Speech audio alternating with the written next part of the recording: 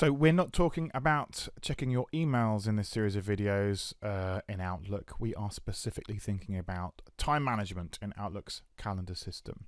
And we're going to touch on the way that other cloud services you have linked to your university account can connect into your calendar as well. So we'll talk a little bit about OneDrive in particular. Now, to log into your Outlook account, you can just go to outlook.com.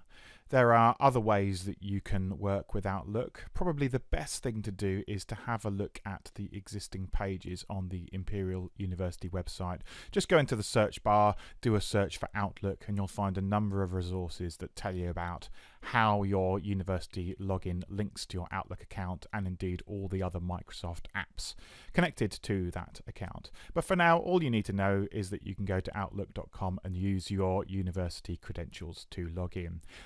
Now, there's also a desktop app that you can get on your computer, on a Mac or PC, and there are phone apps that you can use as well. So the idea is that you could work either on the web version of Outlook or on the desktop version, and any changes you make to your calendar will be sent to any other devices that you have connected with this system. Now, there is quite an important link here, imperial.ac.uk/timetabling/view, and the bit below is not part of the link. It's just the name of the section on the web page, Timetabler AutoCalX.